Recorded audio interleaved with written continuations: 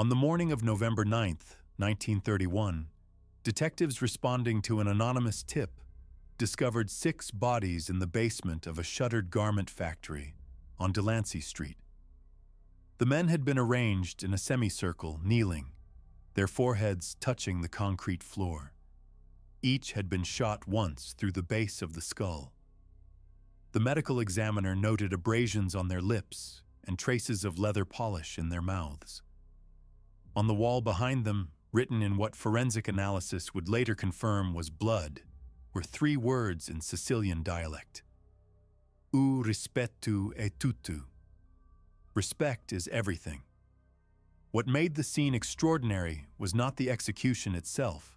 Gang murders were common enough in 1931 New York, but the identities of the victims. These were not street soldiers or rival enforcers. They were the 6 most powerful Jewish crime bosses in Manhattan. Meyer Lansky's mentor, Arnold Rothstein's former partner, the men who controlled the docks, the unions, the policy rackets from Harlem to the Battery.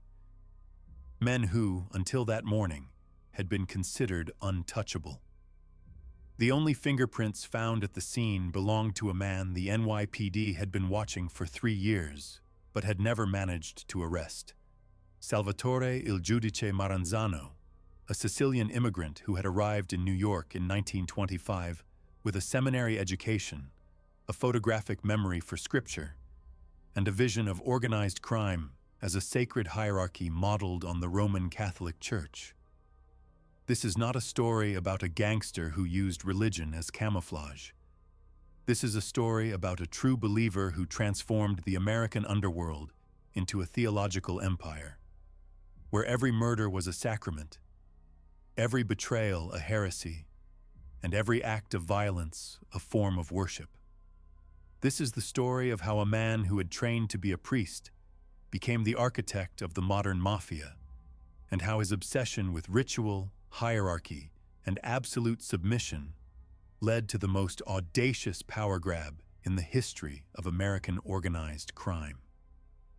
Before we continue, make sure to hit that subscribe button and tell me where you're listening from. Which city? Which state? I want to know who's out there following these stories with me. To understand how Salvatore Maranzano came to orchestrate the Delansancy Street massacre, we must go back to a stone village in the hills above Castellammare del Golfo, Sicily, in the winter of 1896. Salvatore was born during a 3-day rainstorm that flooded the village cemetery and washed bones down the hillside into the streets. His mother, a widow who cleaned the local church, interpreted this as a sign that her son was marked by God for either great holiness or great damnation. She enrolled him in the seminary at age 7.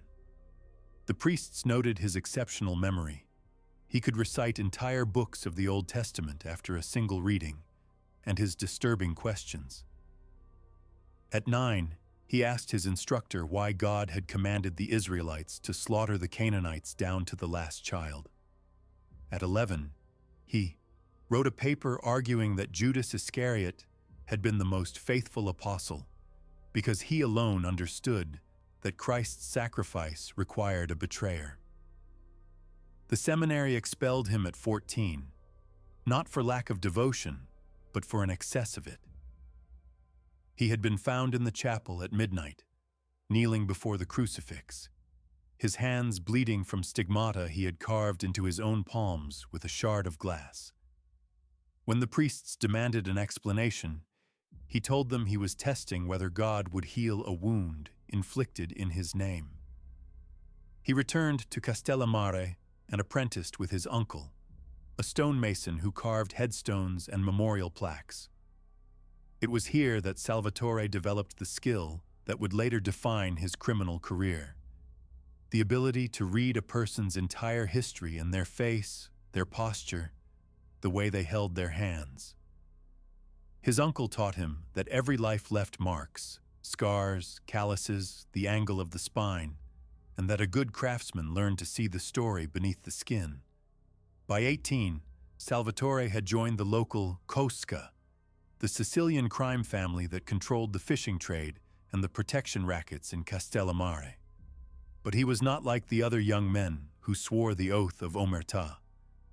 He kept a journal written in Latin in which he recorded every transaction, every favor owed, every slight that required correction.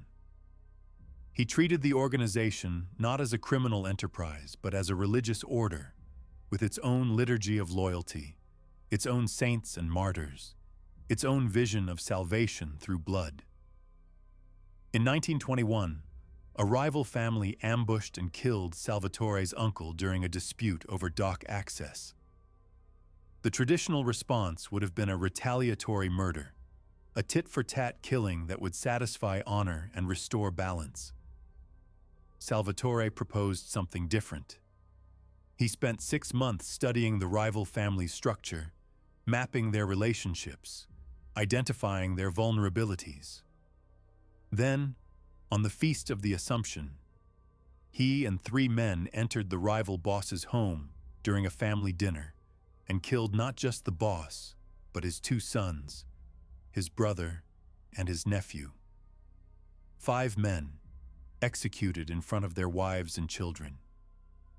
When questioned later by the local police, who were paid to ask questions, but not to pursue answers, Salvatore explained his reasoning with chilling precision. A single murder, he said, was an act of revenge, but the systematic elimination of a bloodline was an act of theology. It was Old Testament justice. It was the logic of Exodus, visiting the iniquity of the fathers upon the children unto the 3rd and 4th generation. The massacre made Salvatore a legend in Castellammare, but it also made him a target. The rival family's allies began planning their own retribution. Salvatore's capo gave him a choice: flee to America or die in Sicily. On March 3, 1925, Salvatore Maranzano boarded a cargo ship bound for New York. He was 29 years old.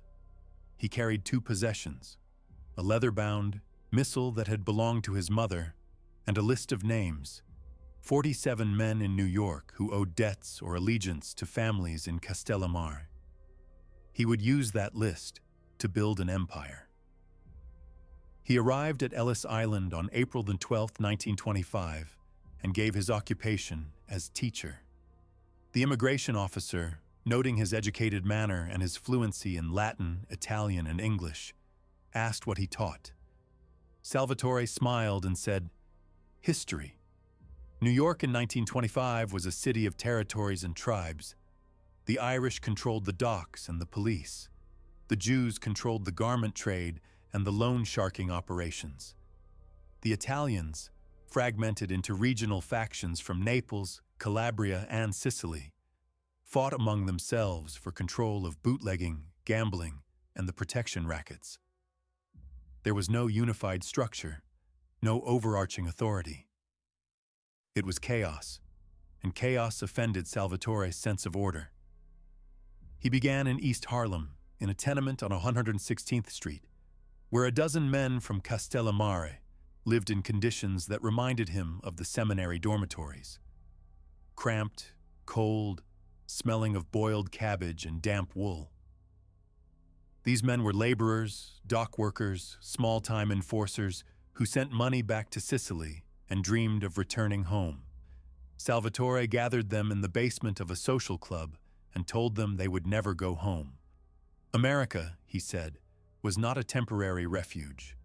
It was the New Jerusalem, and they were the chosen people. But only if they stopped thinking like peasants and started thinking like priests. He introduced them to a concept he called la familia sacra, the sacred family. It was organized crime restructured as a religious hierarchy.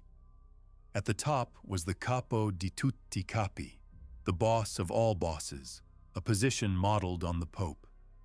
Beneath him were the capo regimes, the captains, modeled on bishops. Beneath them were the soldiers, the soldati, modeled on priests. And beneath them were the associates, the lay members who served but did not take the final vows. Every member of La Familia Sacra would undergo an initiation ceremony that Salvatore designed himself, a ritual that combined elements of Catholic confirmation, Masonic oath-taking, and blood brotherhood. The inductee would kneel before the assembled family, place his hand on a Bible, and swear an oath in Sicilian.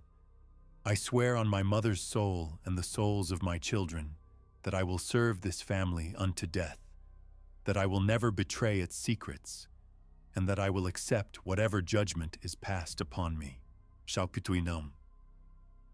Then a drop of the inductee's blood would be drawn with a needle and mixed with wine, which the entire family would drink. Salvatore called it comunione di sangue, communion of blood. The men from Castellammare embraced the ritual with a fervor that surprised even Salvatore. They were immigrants, unmoored from the old certainties of village and church, and La Familia Sacra gave them something they desperately needed: a structure, a purpose, a sense of belonging to something larger than themselves. Within 6 months, Salvatore had recruited 40 men.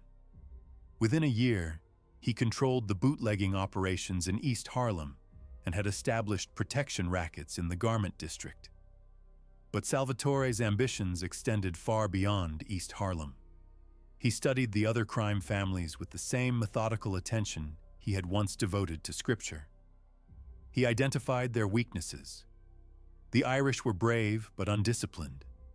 The Jews were brilliant but fractious. The Neapolitan and Calabrian Italians were ruthless but lacked vision. None of them understood what Salvatore understood: that organized crime was not about money, it was about power, and power was not about fear, it was about faith. In 1927, Salvatore approached the most powerful Italian crime boss in New York, Giuseppe "Joe the Boss" Masseria, a Neapolitan who controlled the bootlegging trade in Lower Manhattan and had ambitions to unite all the Italian gangs under his command. Salvatore offered his services as a strategist and enforcer. Masseria, impressed by Salvatore's intelligence and his growing reputation, accepted. For 2 years, Salvatore served Masseria loyally, or so it appeared. He planned operations, negotiated truces, and personally carried out executions when Masseria's authority was challenged. But in secret, Salvatore was building his own network, recruiting men who were loyal not to Masseria, but to La Familia Sacra. He kept detailed records of every transaction, every favor, every debt. He was preparing for the moment when he would no longer need Masseria's protection. That moment came in 1929, when Masseria made a catastrophic miscalculation. He attempted to force the Jewish crime bosses, men like Meyer Lansky, Bugsy Siegel, and Louis Lepke Buchalter, to pay tribute to him in exchange for operating in Manhattan. The Jews, who had their own alliances and their own muscle, refused. Masseria responded by ordering a series of attacks on Jewish-owned businesses and speakeasies. The Jews retaliated by cutting off Masseria's supply lines and bribing his police contacts. The conflict escalated into what the newspapers called the Kosher War, a series of tit-for-tat murders and bombings that destabilized the entire New York underworld. Salvatore watched the chaos with satisfaction. This was exactly what he had been waiting for, a crisis that would expose Masseria's weakness and create an opportunity for a new order. In January 1930, Salvatore requested a private meeting with Masseria. They met in the back room of a restaurant in Little Italy, a place Masseria considered safe because it was owned by one of his cousins. Salvatore arrived alone, unarmed, and carrying a leather portfolio. He sat across from Masseria and laid out a proposal. The war with the Jews, Salvatore said, was unwinnable. The Jews had too much money, too many connections, too much political protection. But the war was also unnecessary. The Jews did not want to control the Italian rackets.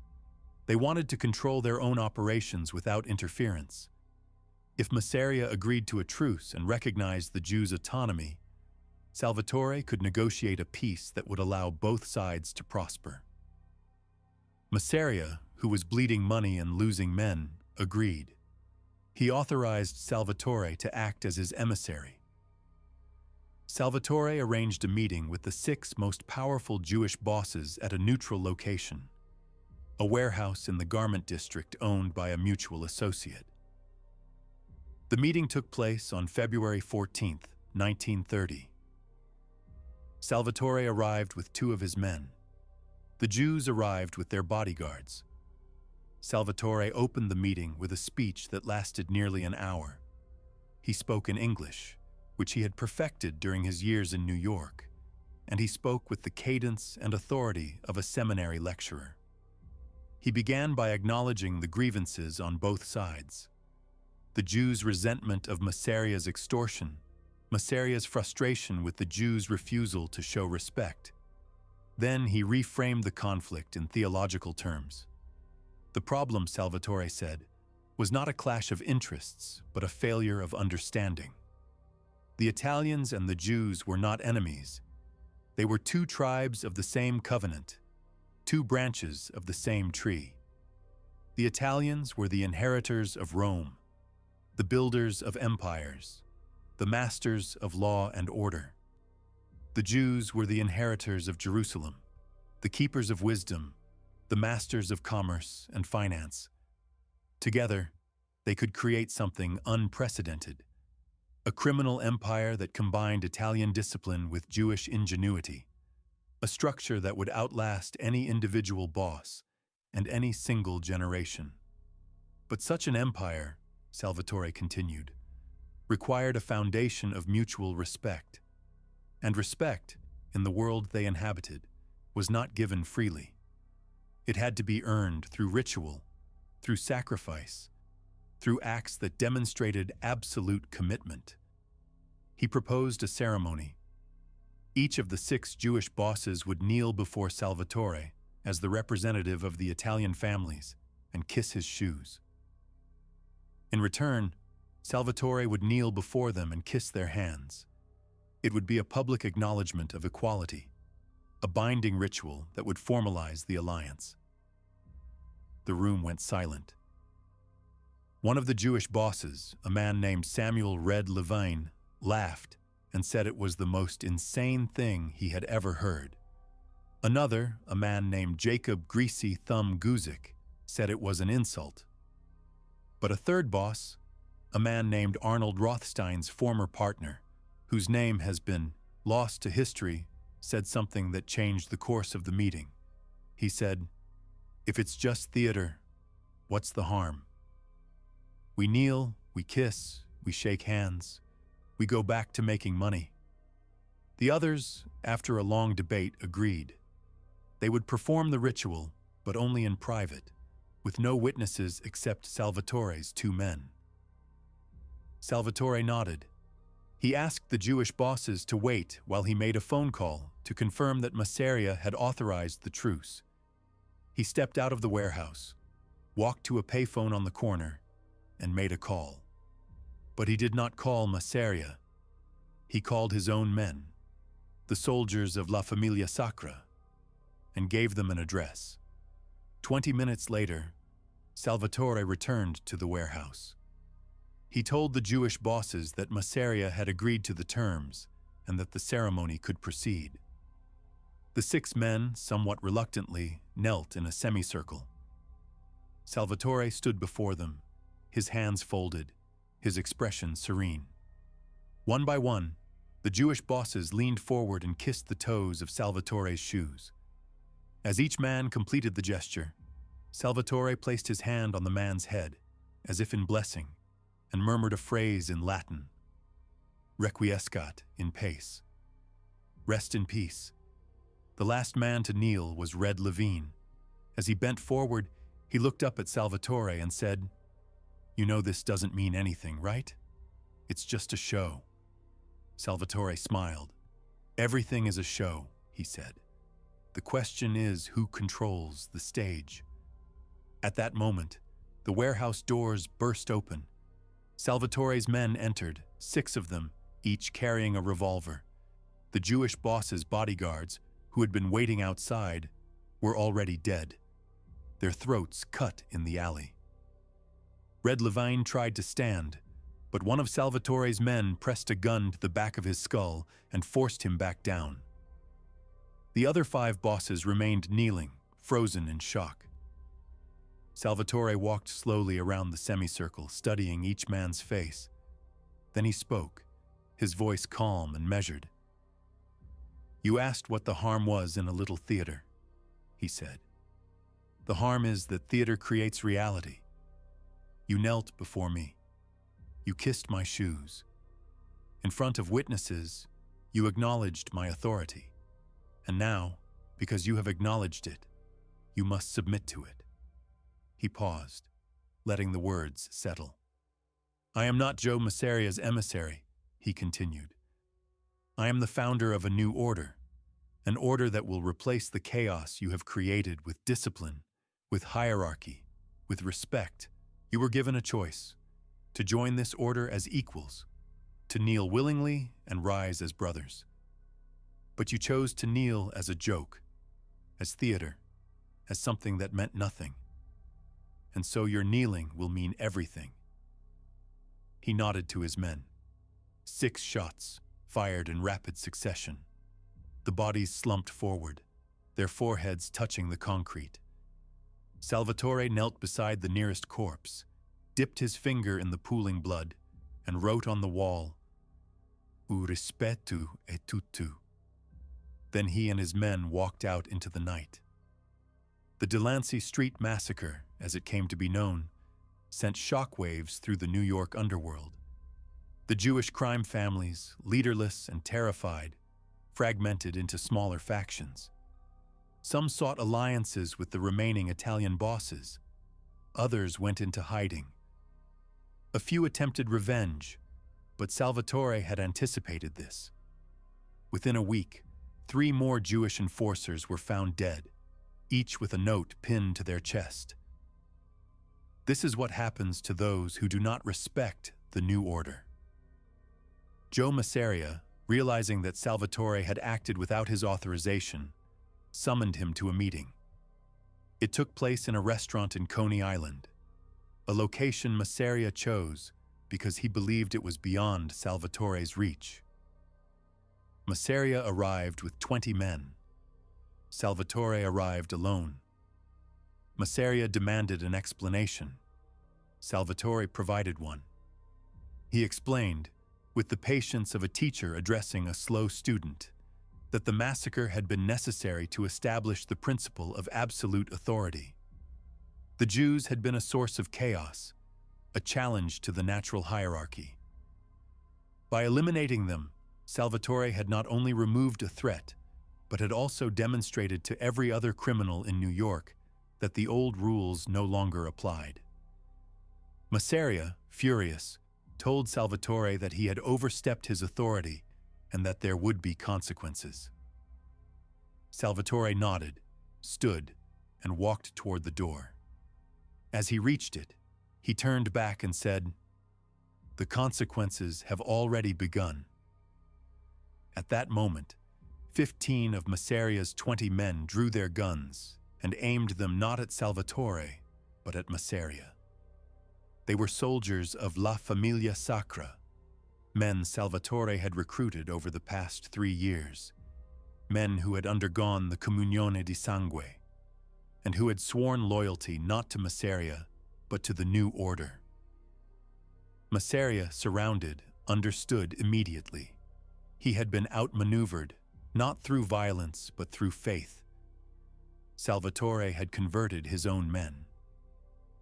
Salvatore walked back to the table and sat down across from Massaria. He spoke quietly, almost gently. "You can die here tonight, as a martyr to the old chaos," he said. "Or you can live as a servant of the new order. The choice is yours." Massaria chose to live. He publicly acknowledged Salvatore as the capo di tutti capi, the boss of all bosses, and agreed to serve as one of his capo regimes. It was a humiliation, but it was survival. For the next 18 months, Salvatore Maranzano ruled the New York underworld with a combination of theological precision and ruthless efficiency. He reorganized the Italian crime families into 5 distinct units, each with its own territory and its own capo regime, but all subordinate to him. He established a system of tribute, modeled on the Catholic Church's tithe, in which every family contributed 10% of its earnings to a central fund that Salvatore controlled. He created a council, modeled on the College of Cardinals, in which the capo regimes could voice their concerns and propose initiatives, but ultimate authority rested with him. He also expanded the rituals of la familia sacra.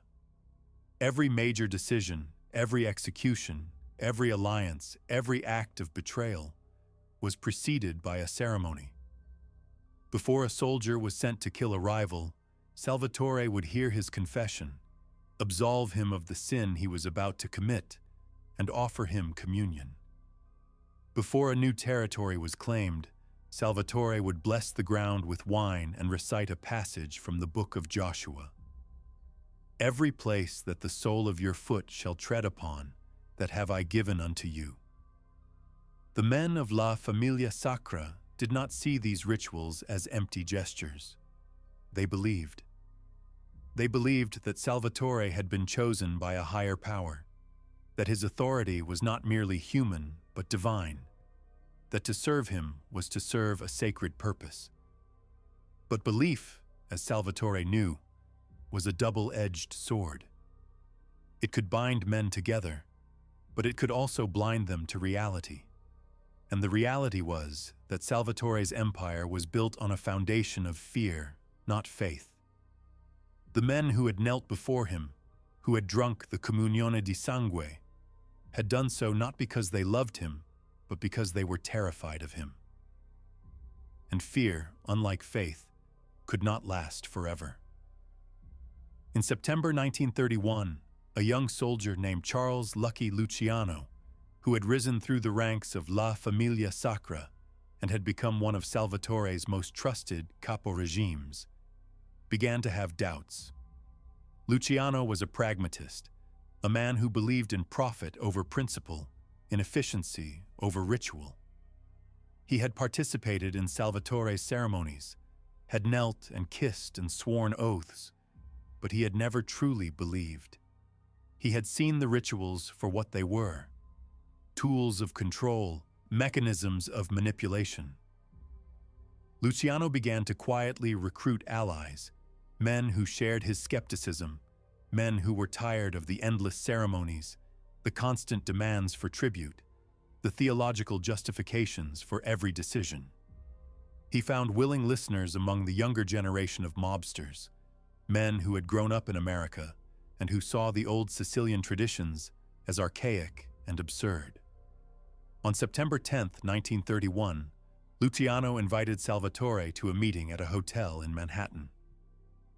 The pretext was a discussion of a new bootlegging operation. Salvatore, who trusted Luciano, arrived with only 2 bodyguards. As Salvatore entered the hotel room, 4 men stepped out from behind the door. They were armed with knives, not guns. Luciano had insisted on knives. He wanted Salvatore to feel every moment of his death. The attack was swift and brutal.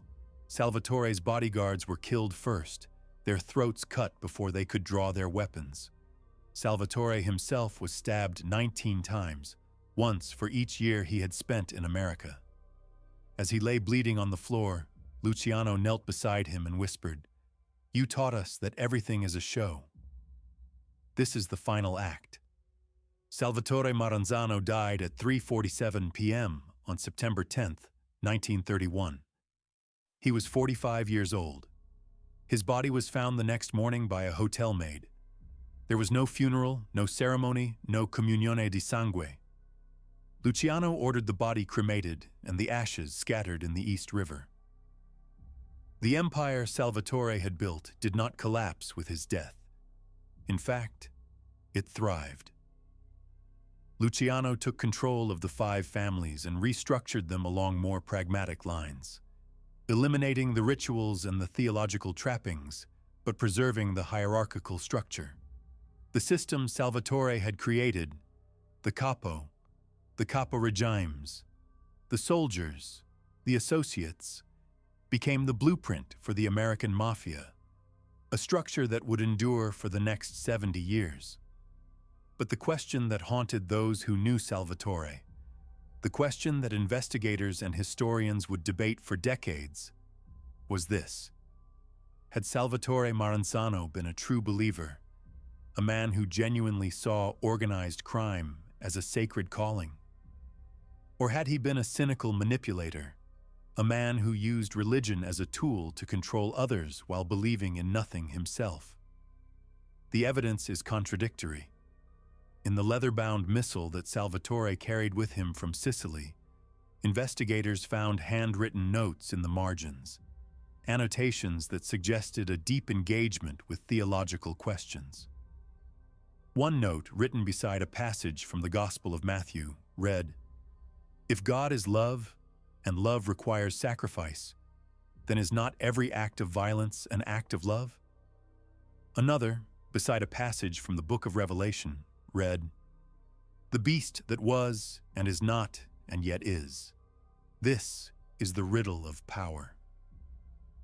But investigators also found a second journal, hidden in a safe deposit box in a bank in Brooklyn, in which Salvatore had recorded his true thoughts.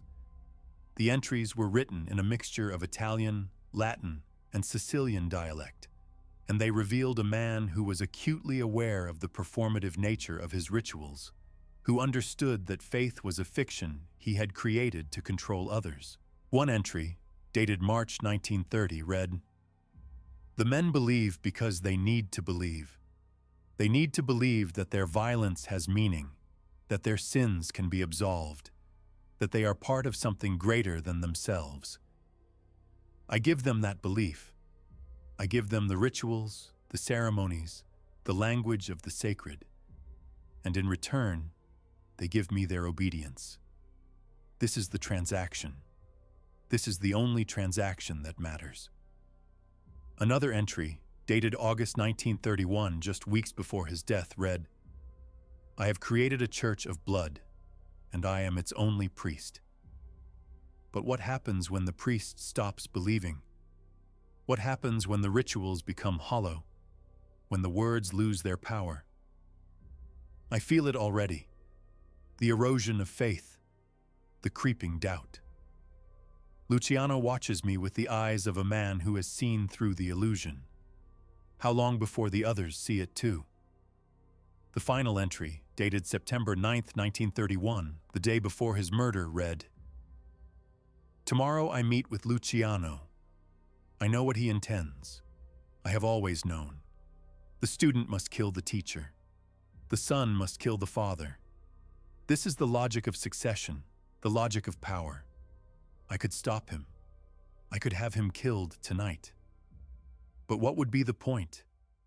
The empire I have built will outlast me. The rituals will continue, even if the men who perform them no longer believe. And perhaps that is enough. Perhaps that is all any of us can hope for, to create a structure that survives our own disbelief." The journal was never made public. The FBI, which had been investigating Salvatore for years, classified it and buried it in their archives. The official story, the story that appeared in the newspapers and the history books, was that Salvatore Maranzano had been a ruthless gangster who had used religion as a cover for his crimes, and that Lucky Luciano had killed him in a power struggle. But those who read the journal, those who studied the rituals and the ceremonies and the theological architecture of La Familia Sacra, understood that the truth was more complex. Salvatore Maranzano had not been a simple hypocrite. He had been something far more dangerous, a man who understood that belief was a tool, that faith was a weapon, and that the most effective way to control others was to give them something to believe in, even if you yourself believed in nothing. In the years after Salvatore's death, the rituals of La Familia Sacra gradually faded. The comunione di sangue, the blessings, the confessions, they were replaced by simpler oaths, by handshakes and promises, by the pragmatic language of business. But the structure remained. The hierarchy, the titles, the system of tribute and obedience, these endured. And in certain families, in certain corners of the underworld, the old rituals persisted. There are stories, unverified but persistent, of mobsters who still perform a version of the comunione di sangue when they induct new members. There are stories of bosses who keep journals in Latin, who quote scripture before ordering executions, who see themselves not as criminals, but as priests of a hidden order. In 1963, a detective in Brooklyn investigating a murder in a social club found a photograph tucked into a Bible in the back room. The photograph showed 6 men kneeling in a semicircle, their heads bowed, their hands folded in prayer. Behind them stood a 7th man, his face obscured by shadow, his hand raised in what appeared to be a blessing. On the back of the photograph, written in faded ink, were the words, "U rispetto e tutto." The detective showed the photograph to an elderly informant, a man who had been part of the New York underworld in the 1930s. The informant studied the photograph for a long time, then handed it back and said, "That's the old way. The way of il giudice. Most of the young guys don't even know about it anymore. But some of them do. Some of them still remember." The detective asked what il giudice meant. The informant smiled and said, "The judge. That's what they called him. Because he decided who lived and who died. Because he heard confessions and passed sentences. Because he believed he was doing God's work." The detective asked if the informant had ever met Salvatore Maranzano. The informant nodded. "Once," he said. "I was just a kid, maybe 19, 20. I was brought to him because I'd screwed up a job, and they wanted him to decide what to do with me. I thought I was going to die, but he just looked at me, really looked at me, like he could see everything I'd ever done, everything I'd ever thought.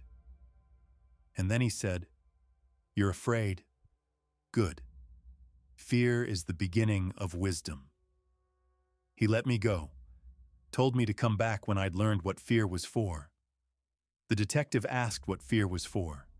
The informant said, "To remind you that you're not God." That's what he believed. That's what all the rituals were about. Reminding people that there was something bigger than them, something they had to answer to, even if that something was just him. The photograph was filed away in the evidence room and forgotten.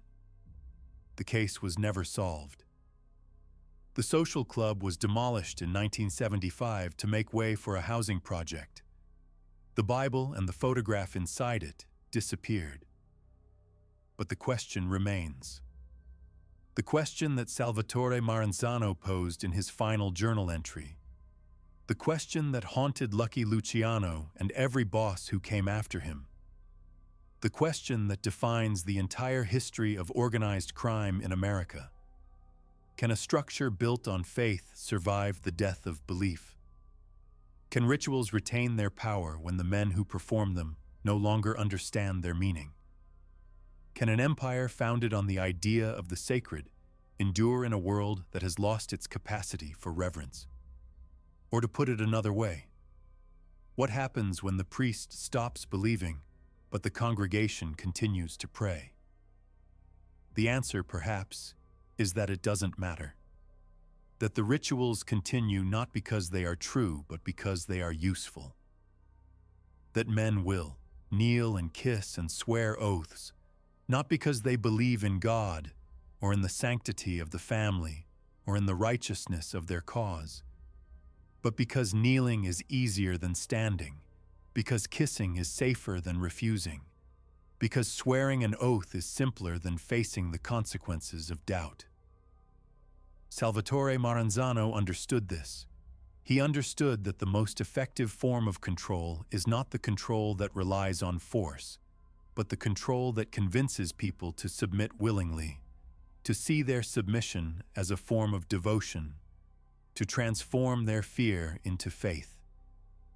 He created a church of blood, and though he is long dead, though his name is barely remembered, though his journals are buried in archives and his rituals have been reduced to folklore, the church he built still stands.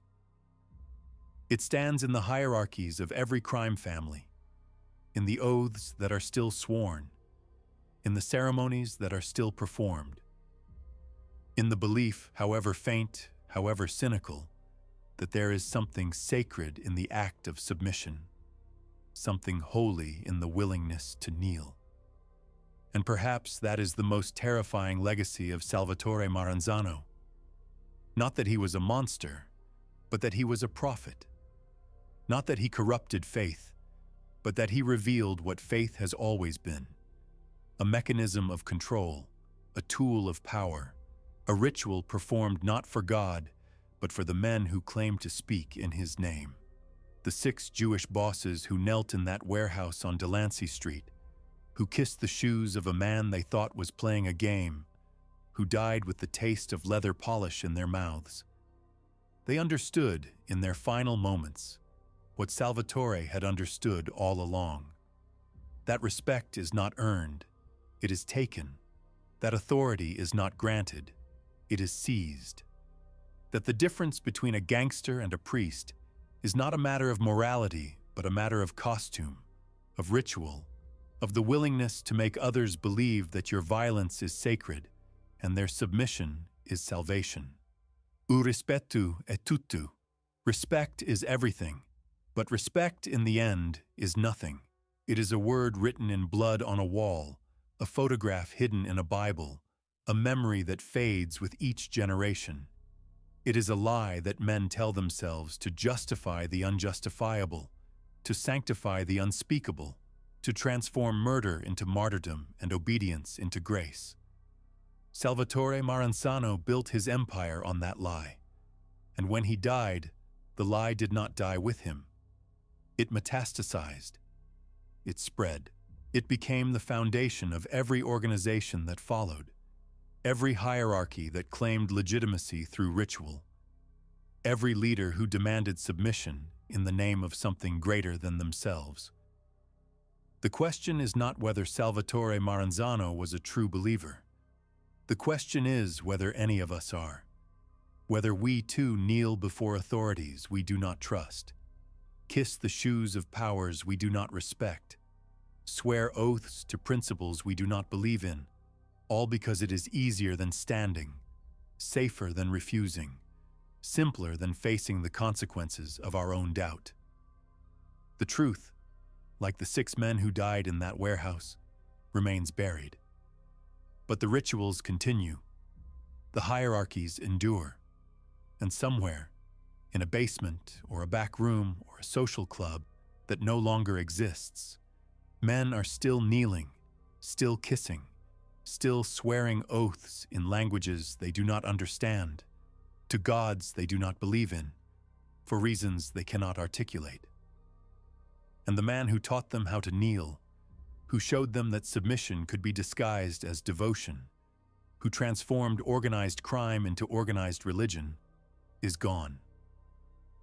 But his shadow remains, cast across every act of violence justified by faith, every murder sanctified by ritual, every empire built on the belief that respect is everything, and everything is nothing, and nothing is all we have left to believe in.